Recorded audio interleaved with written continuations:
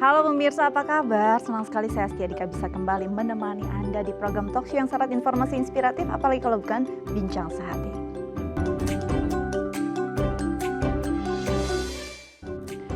Pemirsa, Bincang Sehati, kalau kita bicara kalau bicara tentang pencernaan anak ini kadang-kadang susah-susah gampang gitu ya. Kadang-kadang anak tuh sulit banget nih untuk buang air besar atau buang air kecil kalau tidak diingatkan. Apalagi kalau sampai ada sembelit. Nah, ini masalah yang kadang-kadang bikin kita jadi bingung juga nih untuk orang tua. Bagaimana sih cara mengatasi sembelit pada anak? Ini akan menjadi topik kita hari ini. Tapi sebelum itu kita akan bahas nih fun fact seputar makanan yang sehat untuk pencernaan anak. Oke. Yang pertama adalah apel. Nah, apel sendiri ini dalam kandungannya nih 3,6 gram serat ada dalam satu porsi kecil apel. Nah, kalau bicara tentang apel sendiri ini makanan atau buah yang gampang sekali untuk jadi favorit anak-anak, apalagi warnanya yang cerah, ada merah, ada hijau atau kekuningan gitu ya, orange kekuningan. Ini juga membuat anak punya selera makan yang besar juga nih untuk mengonsumsi apel. Jadi bisa juga nih moms di rumah untuk stok apel ya, untuk kesehatan pencernaan anak. Tapi nanti kita akan konfirmasi juga nih bersama pakarnya. Oke, yang kedua adalah pisang. Nah, kadang-kadang ini jadi kayak dua sisi mata uang ya. Kadang ada yang bilang bahwa kalau makan pisang jangan nanti susah pup gitu. Tapi ternyata pisang itu punya serat juga nih yang bisa membantu pencernaan anak bisa lebih lancar dan lebih sehat. Tapi nanti kita akan juga bahas dan konfirmasi bersama pakarnya.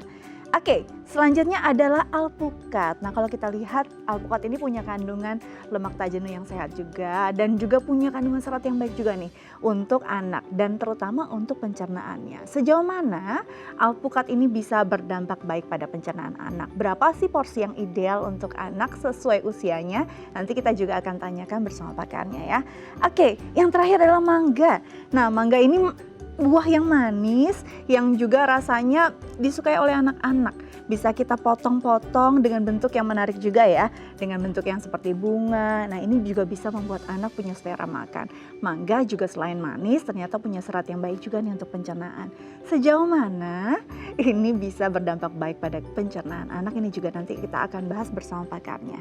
Oke, nanti kita akan bahas satu persatu fun fact seputar makanan yang baik untuk pencernaan anak. Tapi kita harus jeda terlebih dahulu nih pemirsa. Jangan kemana-mana, tetap bersama kami di Bincang Sehati.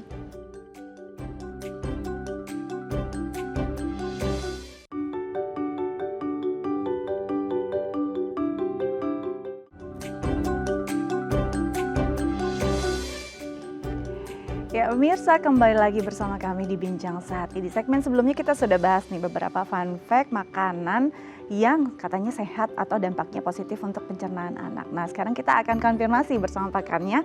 Sudah terhubung via Zoom, ada Dr. Cipuk Muhas Witri, MGizi, SPGK, spesialis gizi klinik dari Rumah Sakit Metropolitan Medical Center. Langsung kita sapa. Halo dokter, apa kabar? Alhamdulillah sehat Mbak. Alhamdulillah. Mbak Dika. Oke dokter, sekarang kita akan bahas nih beberapa makanan yang katanya sehat untuk pencernaan anak. Nah, kalau kita bahas satu persatu, yang pertama nih ada apel. Apel ini makanan yang buah yang pastinya juga rasanya manis-manis, asam, seger gitu ya dok ya, yang biasanya anak-anak juga suka. Sejauh mana sih apel ini berdampak baik pada kesehatan pencernaan anak? Ya, apel ini memang kan kaya akan antioksidan, kemudian juga flavonoid dan serat ya. Nah, serat inilah yang membantu untuk kesehatan pencernaan pada anak. Jadi dia bisa untuk mengatasi misalnya masalah sembelit tadi ya, atau misalnya keadaan diare tadi, jadi bisa sifatnya untuk membantu. Kemudian juga tentunya apel ini punya manfaat kesehatan yang lain ya.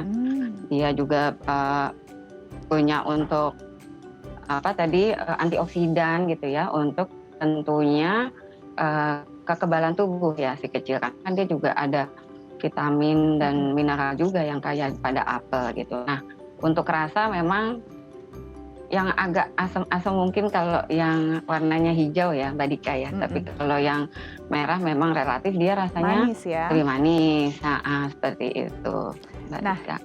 Dok, kalau bicara tadi apel sendiri nih, efeknya apakah sebenarnya cuma untuk mencegah agar tidak sembelit atau bisa juga dikonsumsi saat anak mulai sembelit, dan bagaimana cara mengkonsumsinya yang tepat?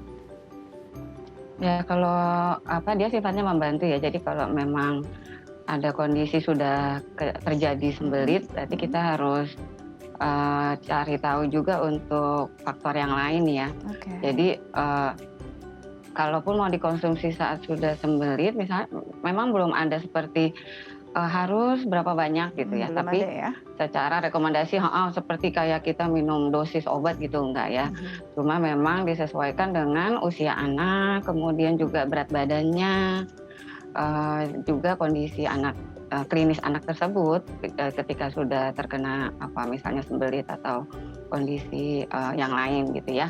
Jadi memang lebih ke situ. Tapi misalnya dia belum terkena gangguan pencernaan mhm, tadi, untuk saran penyajiannya ya sama ya. Jadi kita sesuaikan kan dengan kebutuhan serat itu juga tiap anak berbeda ya, Mbak betul. Dika ya. Mhm, Heeh, jadi eee, paling paling mudah kita biasanya menghitung dengan menggunakan anjuran dari American Academy of Pediatrics ya, yang usia ditambah mhm, 5 gram serat gitu. Tapi kan serat juga tidak hanya dari buah ya, bisa dari yang betul. lain kayak gitu.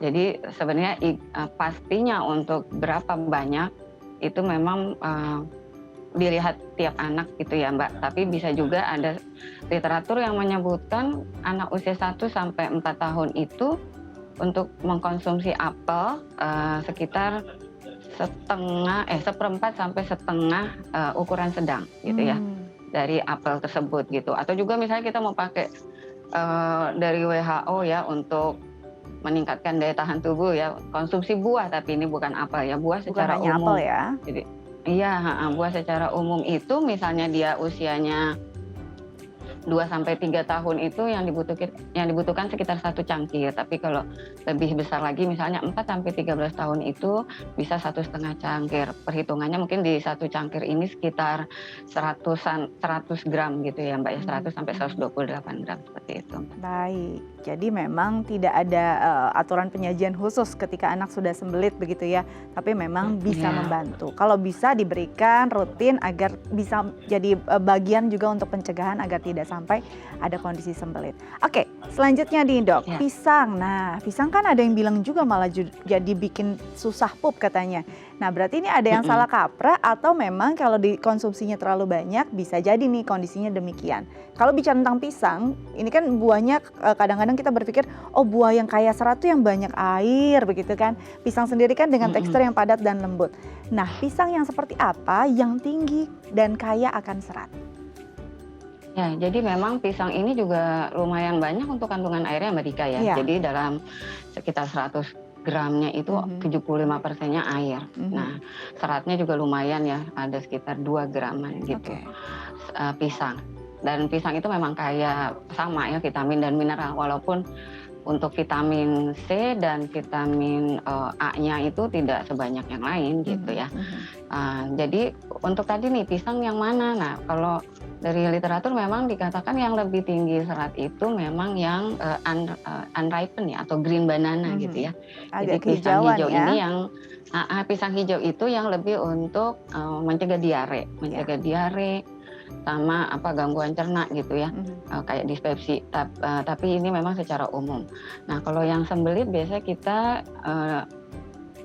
bisa menggunakan pisang yang matang gitu ya, karena Mmm, dia sudah lebih seratnya lebih yang istilahnya sudah terpecah ya. Jadi nggak yang kalau yang hijau itu resisten serat, jadi memang lebih untuk serat tidak larutnya yang lebih banyak. Jadi oke. untuk memadatkan kotoran gitu ya ketika Feses ya? diare. Tapi kalau yang sudah matang, kalau sudah matang lebih bisa untuk membantu yang kondisinya sembelit tadi Mbak, gitu. Baik. Ya kayaknya kan dia kan, lembut kayak Iya, nggak berair gitu ya, ternyata dia betul. juga ada Malah kandungan kandungan airnya airnya ada untuk loh banyak ya Dok ya. ya, Oke. betul Mbak. Nah selanjutnya nih Dok, alpukat. Ini juga kan Mhm. memang kita kenal juga sebagai buah yang kaya akan manfaat gitu ya. Nah sejauh mana sih alpukat ini berdampak baik juga untuk pencernaan anak? Nah jadi tadi ya alpukat, bentuknya dia kan tadi udah disebutin ya sama Mbak Mhm, Dika ya, dia betul, mengandung asam lemak tak jenuh yang sehat gitu ya. sehat. Dan selain itu dia juga ada seratnya juga gitu ya. Dalam 30 gram penyajian itu dia udah 2 gram serat gitu. Serat inilah yang berkontribusi untuk kesehatan saluran cerna pada bayi dan juga membantu untuk mengatasi masalah sembelit tadi gitu. Nah, kalau ditanya apa sih tadi berapa banyak gitu ya, sama sih seperti yang buah yang lainnya. Jadi memang kita sesuaikan dengan usianya anak, kemudian ya berat badan, kondisinya dia gitu ya saat ini. Terus juga ya yang ada satu literatur yang nyebutin 1 sampai 4 tahun itu sekitar 1,5 sampai 2 tablespoon gitu ya. Tapi itu juga mungkin bukan suatu rekomendasi apa ya yang sudah jadi kayak guideline gitu ya Mbak. Tapi itu hanya anjuran secara umum seperti itu. Nah ini juga memang rasanya biasanya diminati anak-anak karena kan dia teksturnya kan lembut juga ya, terus agak creamy gitu ya. Nah itu juga halus gitu, jadi memang terus dia gulanya juga nggak terlalu tinggi gitu kan, terus natriumnya juga nggak tinggi, tapi dia juga banyak vitamin, banyak mineral yang tentunya tepat untuk diberikan kepada anak-anak kita gitu. Oke, nah selanjutnya nih si mangga yang kalau lagi musim banyak banget ya Dok ya. Nah kalau bicara tentang udah mangga, mulai ya? iya ini manis banyak anak yang suka tapi banyak juga nih anak-anak yang susah juga karena teksturnya mungkin rada licin dan kenyal gitu ya. Nah kalau bicara tentang mangga pastinya karena kandungan vitamin C juga baik, ini seratnya baik. Yang saya mau tanyakan, ketika anak sulit untuk makan buah dan orang tua memilih untuk di jus, apakah akan ada kandungan serat yang berubah atau justru rusak? Nah iya kalau untuk di jus memang ada berkurang ya untuk seratnya. Kemudian juga kandungan zat nutrisinya bisa berkurang. Kemudian kita juga lihat di anaknya ya, karena kan tidak dianjurkan kalau di bawah 1 tahun ya untuk pemberian buah ini dalam bentuk jus seperti itu. Jadi memang anak yang sudah lebih besar gitu. Tapi memang tadi karena dia teksturnya untuk mangga ini ya, apa tadi licin, terus dia kan kadang ada yang seratnya. Iya betul. Apa sih? Banyak Besar gitu ya. Nah itu kan seratnya. agak susah. Terus resiko jadi tersedak. Jadi mungkin nanti pemberiannya memang harus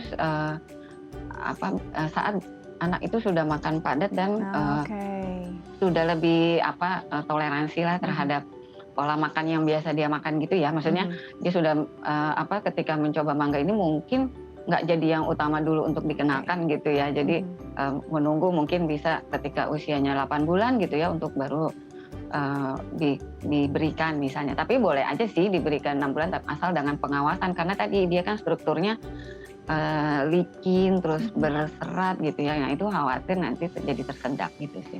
Baik, jadi kalau dilihat memang karena kondisi atau teksturnya yang sedikit sulit nih untuk mungkin dikunyah oleh anak, lebih baik daripada akhirnya di jus dan mengurangi esensi dari si buah tersebut, better tunggu dulu sampai anak punya kemampuan yang cakap untuk bisa memakan mangga, begitu ya Dok ya. Oke Dokter, terima kasih banyak sudah berbagi bersama kami di Bincang Sehati, tetap jaga kesehatan, selamat kembali bertugas ya Dok ya. Ya, terima kasih Mbak Dika. Sama-sama Dok. Baik pemirsa, nanti kita akan lanjut lagi setelah jeda tentang tema kita hari ini bagaimana mengatasi sembelit pada anak. Tapi kita harus jeda dulu, jangan kemana-mana, tetap bersama kami di Bincang Sehati.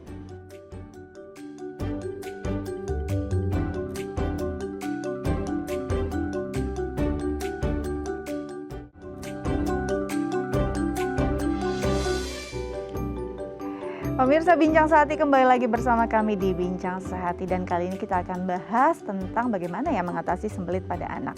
Nah bagi pemirsa yang mungkin relate dengan tema kita hari ini mau bertanya boleh loh menelpon kami di 0212903244 atau DM ke Instagram kami di @daifamily. Oke, sekarang kita akan berbincang sudah bersama saya di studio dengan Dr. Ika Fauzia, SPA, spesialis anak dari Rumah Sakit Permata Bekasi.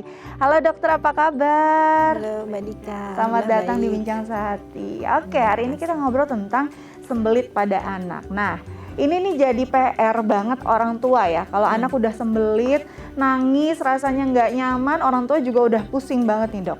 Nah sebelum kita ke sembelit, sebenarnya pencernaan anak itu bagaimana sih prosesnya? Kadang kita bingung-bingung juga ya, anak-anak yang usianya masih bayi kan katanya seratnya juga nggak boleh terlalu tinggi gitu, harus benar-benar dijaga. Apalagi mungkin air putih juga berbeda, jadi treatmentnya berbeda sekali nih dengan orang dewasa. Sebenarnya proses atau kondisi pencernaan pada anak di awal-awal masa kehidupannya itu seperti apa dok? Ya, baik. Jadi sistem pencernaan pada anak pada umumnya organnya itu hampir sama, ya kan? Dimulai dari mulut, kemudian kerongkongan, kemudian lambung, usus kecil, usus besar, rektum sama anus atau liang pembuangan. Nah, namun pada anak ini ukurannya tentu saja berbeda. Yang anak itu ususnya panjang sampai 5 sampai 7 meter. Oh ya? Untuk yang dewasa lebih panjang lagi, 9 sampai 10 meter. Nah, prosesnya untuk semua makanan yang masuk akan diserap, dicerna, kemudian akan dibuang melalui sistem pencernaan.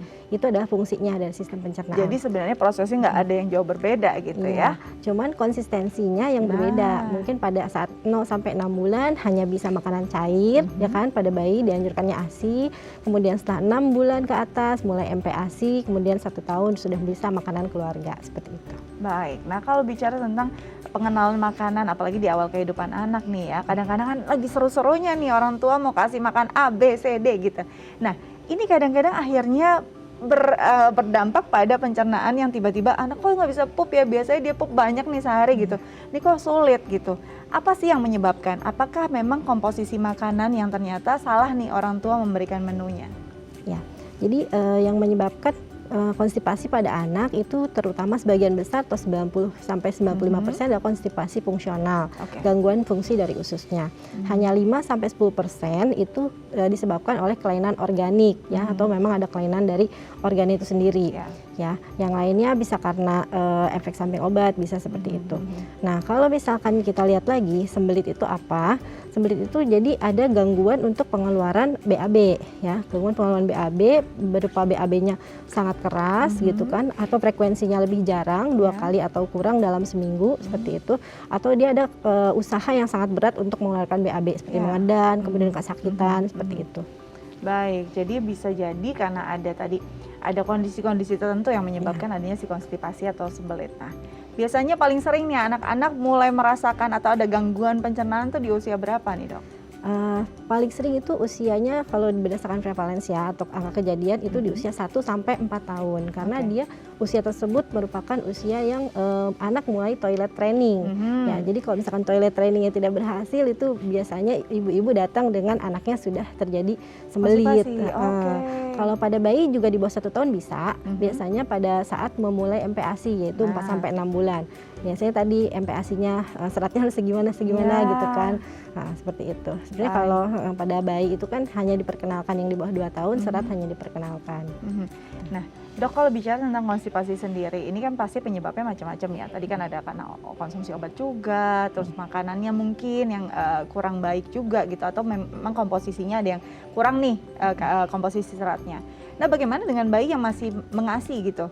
Apakah bisa terjadi konstipasi yang notabene sebenarnya bayi itu masih bergantung pada asupan yang dimakan oleh si ibu? Ya, jadi biasanya konsistensinya dari ASI-nya kan. Jadi ASI-nya ibu mungkin ibunya minumnya kurang banyak gitu kan. Jadi tetap harus dicukupi bisa. Sama kebutuhan cairan harian juga harus dicukupi. Kalau pada anak kita berdasarkan yang paling sering itu gunakan rumus Darrow ya berdasarkan berat badan. Misalkan 10 kilo pertama itu dikali 100 mili, kemudian 10 kilo kedua dikali 50 mili dan 10 kilo yang ketiga dikali 20 mili. Misalnya berat anaknya 20 kilo, kebutuhan cairan hariannya berapa sih gitu kan. Jadi 10 kilo yang pertama kali 100.000, kemudian 10 kilo yang kedua dikali 500.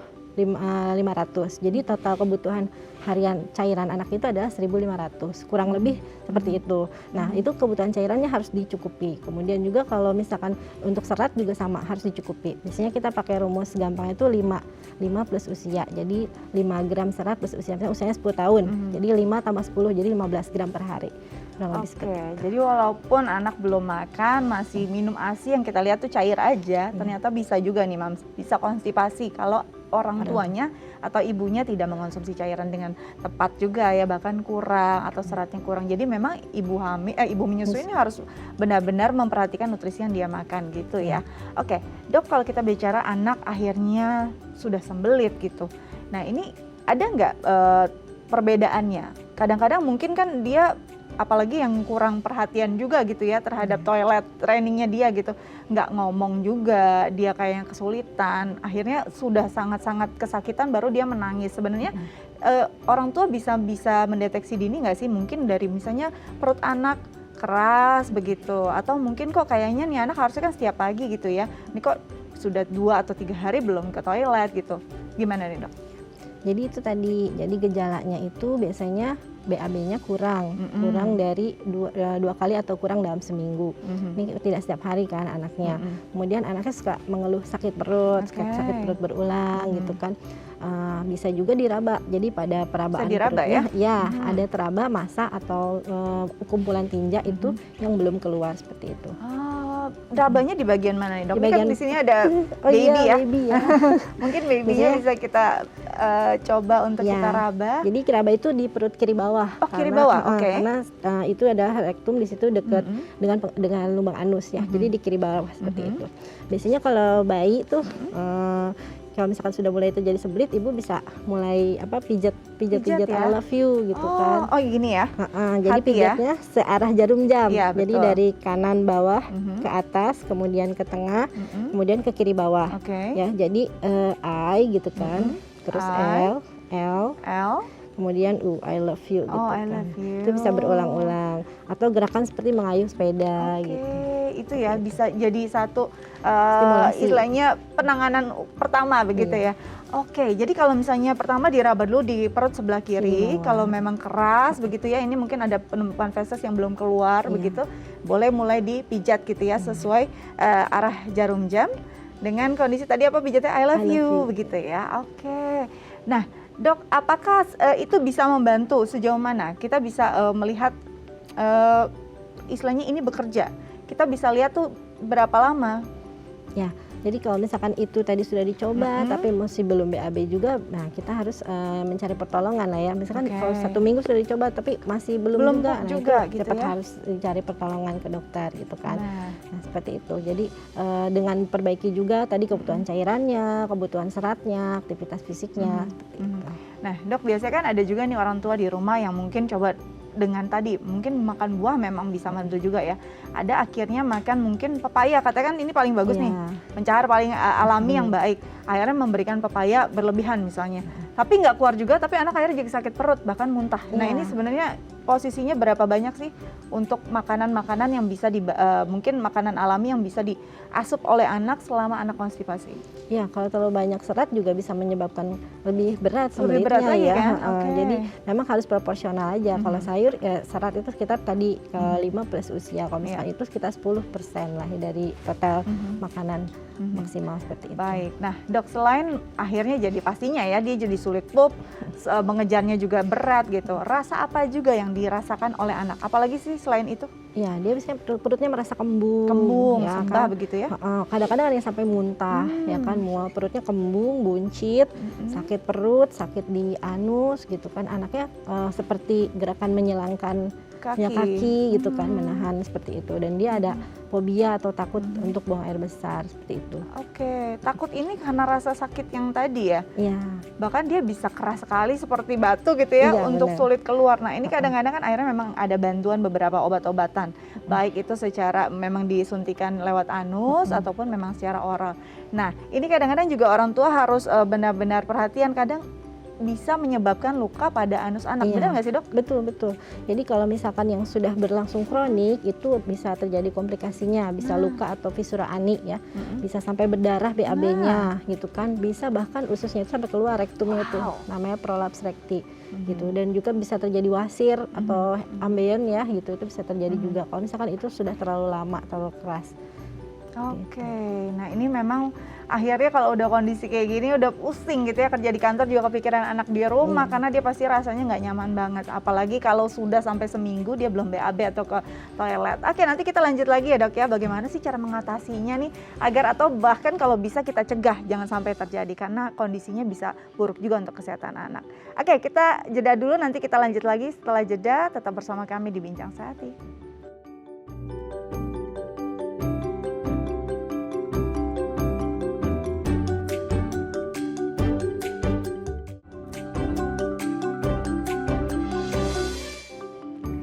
Baik pemirsa, kembali lagi bersama kami di Bincang Sehati. Masih membahas tentang sembelit atau konstipasi pada anak. Bagi pemirsa di rumah, para orang tua yang mungkin ingin bertanya terkait tema kita hari ini bisa menelpon kami di 021 290 32644 atau DM ke Instagram kami di @daifamily. Kita lanjut lagi bersama dokter kita ya. Nah dok, kalau bicara tentang pencernaan, banyak yang berpikir juga pasti kan kalau kita mengonsumsi probiotik pada anak, ini juga bisa membuat anak lebih sehat gitu ya.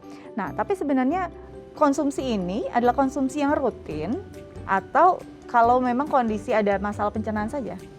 Ya, kalau probiotik memang dianjurkan pada yang pasien diare ya, pada pasien diare. Kalau untuk konstipasi sendiri atau sembelit masih ada dua perbedaan pendapat.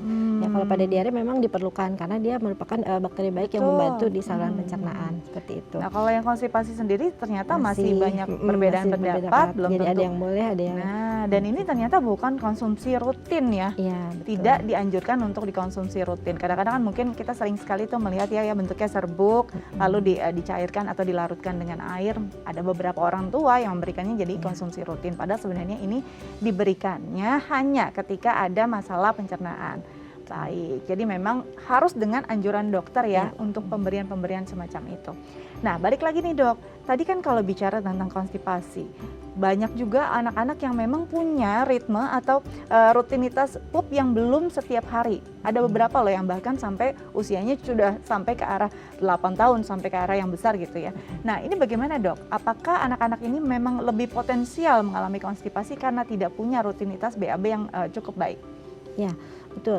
Itu jadi salah satu faktor resiko ya kan, karena kan harusnya tetap pergerakan usus itu konsisten, rutin dalam seminggu minimal 3 kali ya kan. Kalau misalkan dia tidak mencapai itu, lama kelamaan tinjanya itu akan menumpuk. Nah, ketika menumpuk itu akan menekan kepada anusnya itu ya kan. Lama-lama dia bisa menjadi sembelit juga pada akhirnya. Jadi resiko tinggi untuk terjadinya sembelit. Gitu. Oke, nah ini kan kadang-kadang juga nih panggilan alam ini juga kadang-kadang nggak bisa diatur juga ya dok. Ya. Ada anak-anak yang memang biasanya pagi hari, biasanya malam hari gitu. Nah kadang si panggilannya terlewat, dia udah nggak rasa lagi, jadi dia tahan gitu. Kadang-kadang ini bisa nggak sih menyebabkan akhirnya tadi ada penumpukan feses?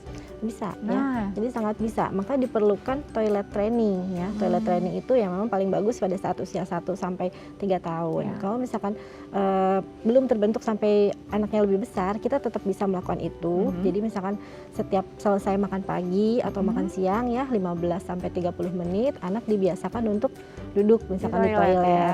Seperti itu sekitar 5 sampai 10 menit dengan toilet yang nyaman supaya dibiasakan atau membentuk suatu kebiasaan toilet untuk buang air besarnya. Nah, bagaimana dengan anak-anak yang mungkin sudah masuk sekolah nih sekarang ya, daring ya. Yang tadinya daring sudah Offline. langsung nih di sekolah. Nah, ini kan pagi sekali mereka berangkat dok. Kadang-kadang aduh buru-buru deh, nggak sempet nih untuk ke toilet gitu ya. Akhirnya terlewat. Bagaimana caranya untuk memancing lagi agar ada kondisi dia mau BAB gitu? Ya. Tetap ya tadi penuhi dulu kebutuhan serat hariannya. Kemudian kalau misalkan ada waktu di sekolah pada saat jam istirahat, misalnya jam istirahat boleh dilakukan seperti itu. Kalau tidak sempat di rumah terlalu pagi berangkat atau pas pulangnya juga sore gitu kan, di siang hari pada saat istirahat atau pada saat jam setelah makan siang bisa dicoba di sekolah.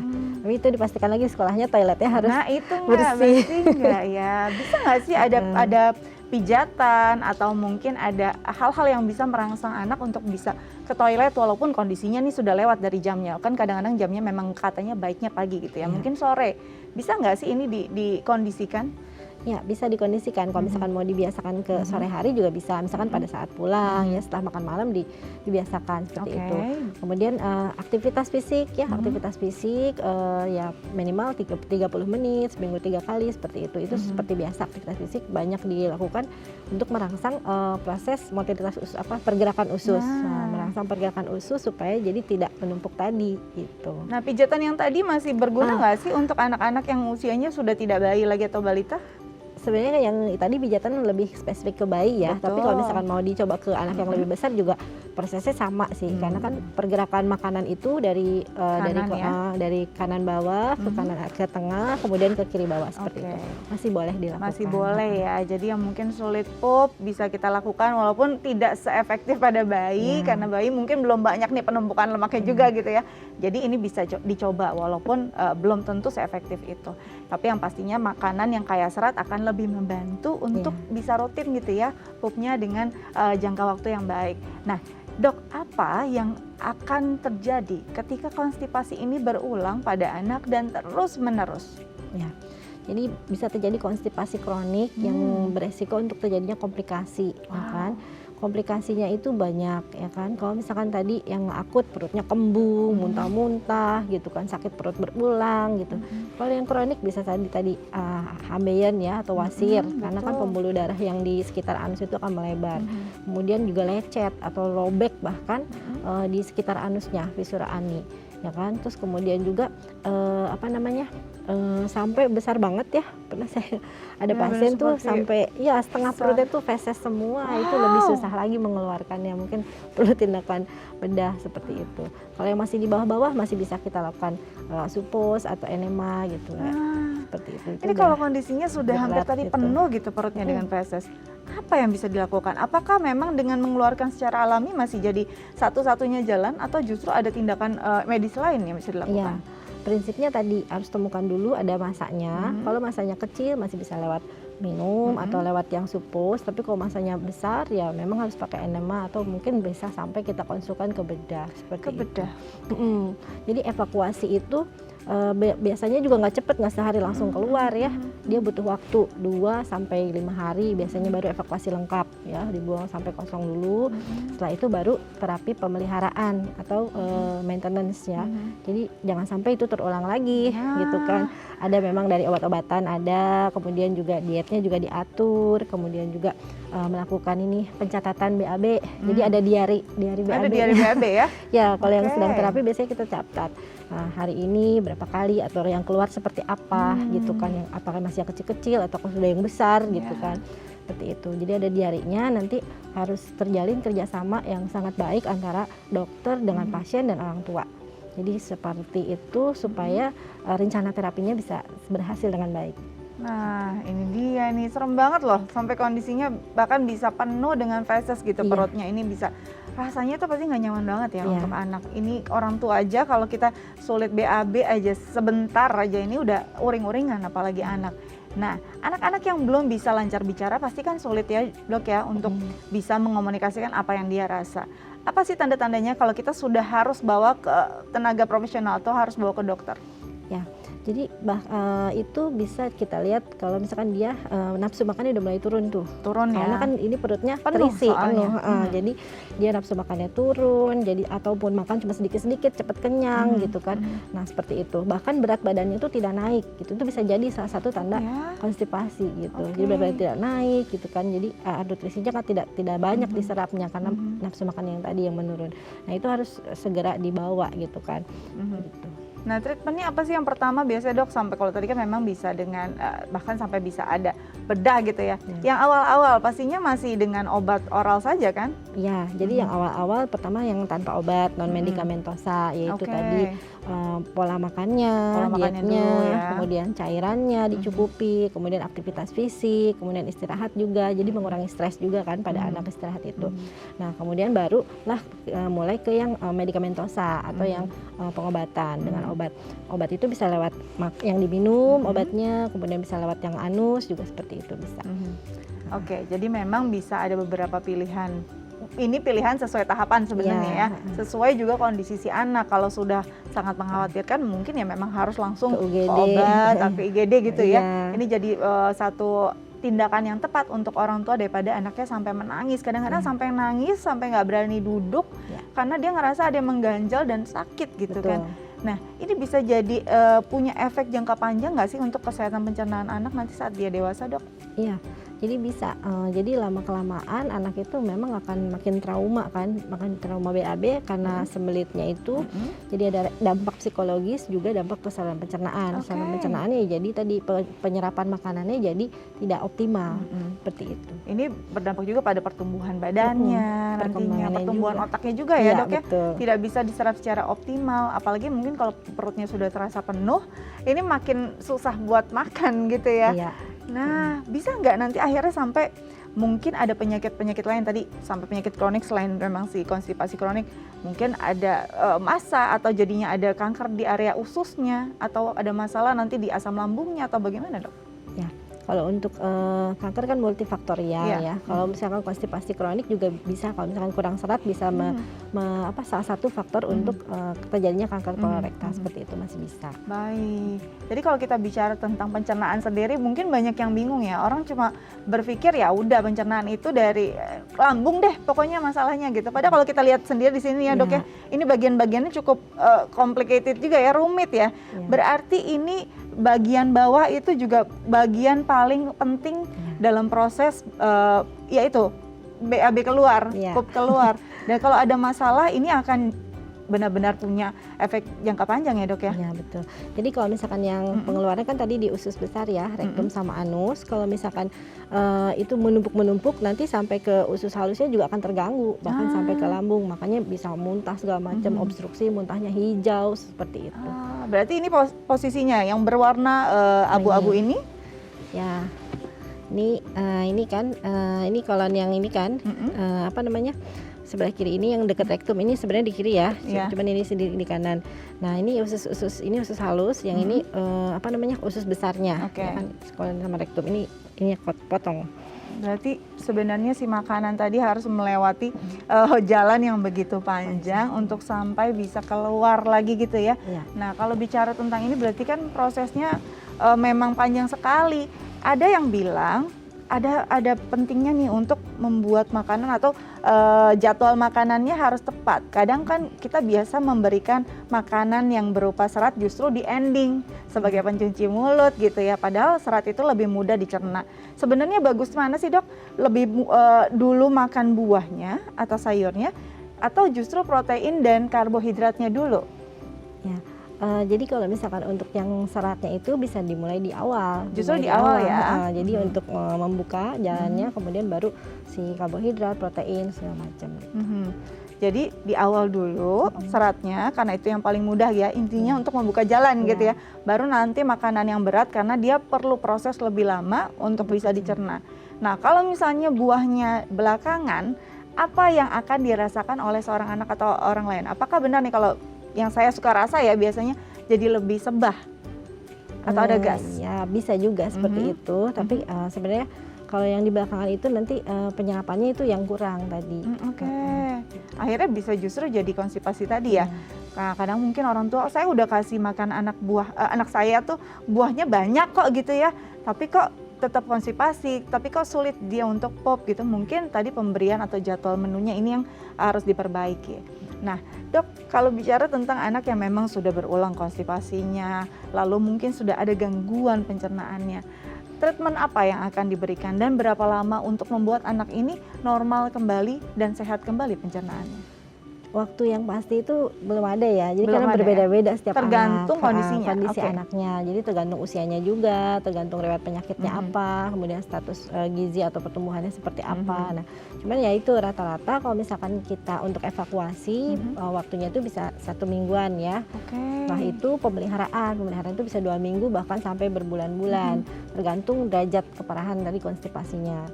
Seperti itu. Jadi kalau misalkan udah sudah keluar dan itu tetap harus di-maintain. Nah, ini nih kadang-kadang orang tua toh sudah keluar nih si pup yang kerasnya. Jadi udah beres, padahal nggak juga ya dok, bisa berulang. Ini yang harus kita perhatikan. Nanti kita lanjut lagi dok ya.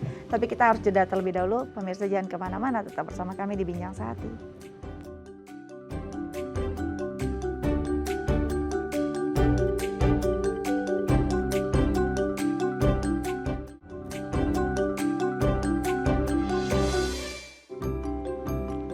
Ya, pemirsa kembali lagi bersama kami di Bincang Sehati, masih membahas tentang sembelit pada anak. Tadi dokter sendiri sudah benar-benar menjelaskan ya, apa sih sembelit itu, konstipasi itu gimana kondisinya pada anak, lalu apa efeknya, pengobatannya seperti apa.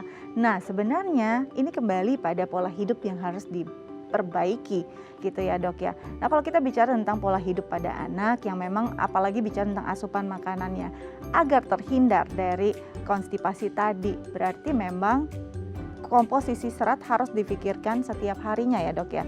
Berarti anak biasanya boleh makan buah tuh berapa kali sih sehari yang baik, dan waktunya mungkin ada waktu yang baik nggak dok? Apakah di pagi hari atau di sore hari atau sebenarnya fine-fine aja mau kapanpun? Ya, jadi untuk makan serat sendiri yang untuk anak di atas 2 tahun itu memang dianjurkan lebih banyak daripada yang tadi di bawah 2 tahun hanya diperkenalkan.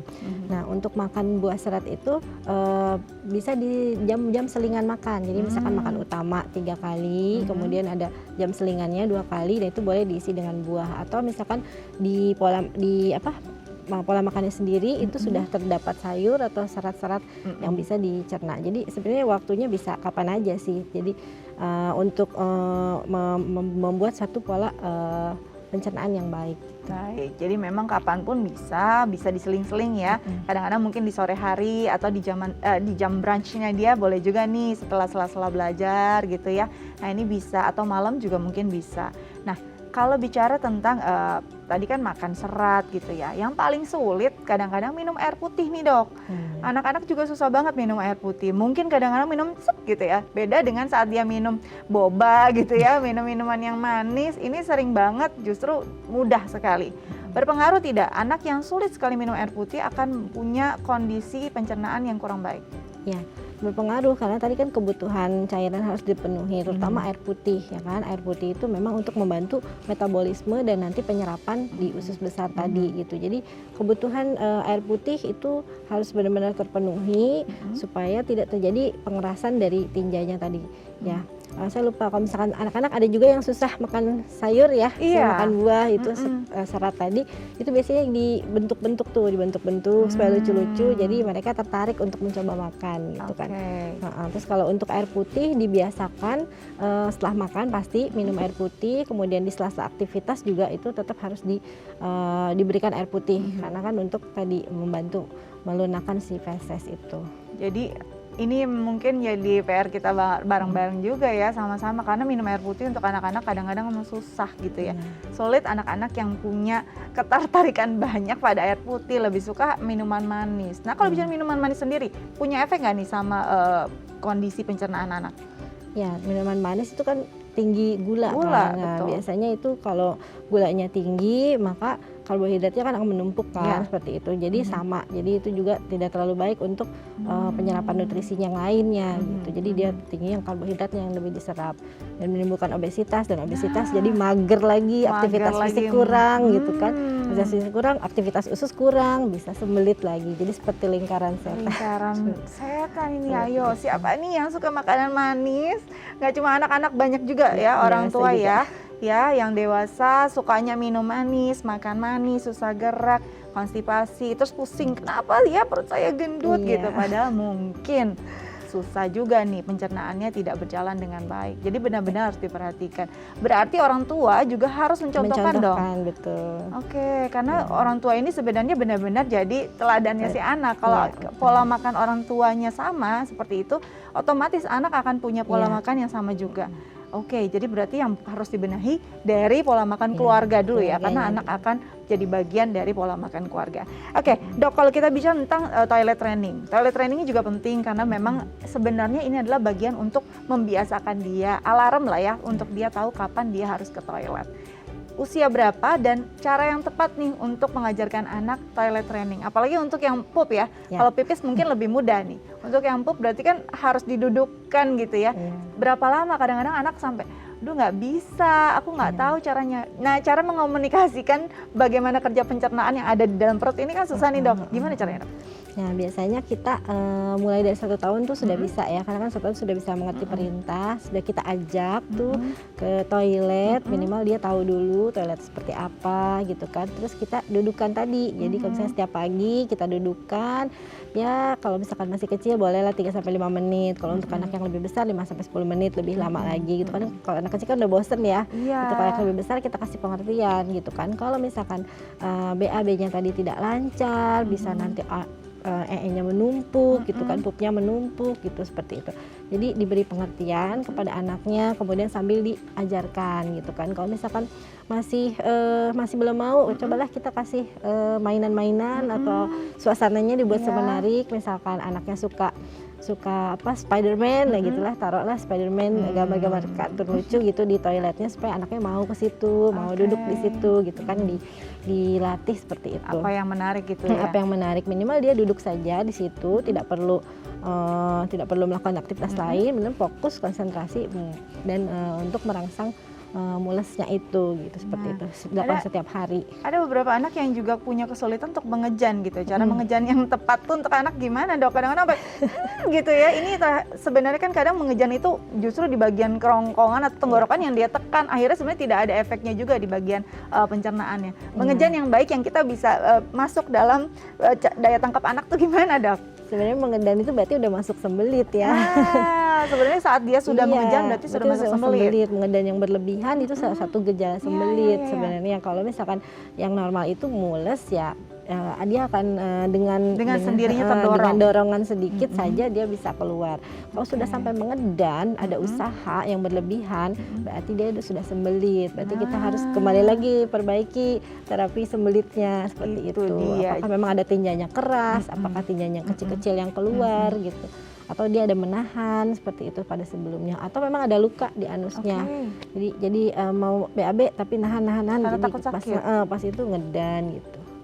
Jadi ini nih yang jadi harus pengetahuan juga untuk orang tua ya, ketika anak sudah mengejan, ada kesulitan, upaya yang terlalu keras, ini berarti sudah masuk ke area sembelit yang memang sudah harus ada penanganan. Bukan berarti si anak tidak mengerti cara mengejan, atau karena sebenarnya dengan alaminya akan feses terdorong dengan mudah gitu ya keluar ketika memang pencernaannya berjalan dengan baik.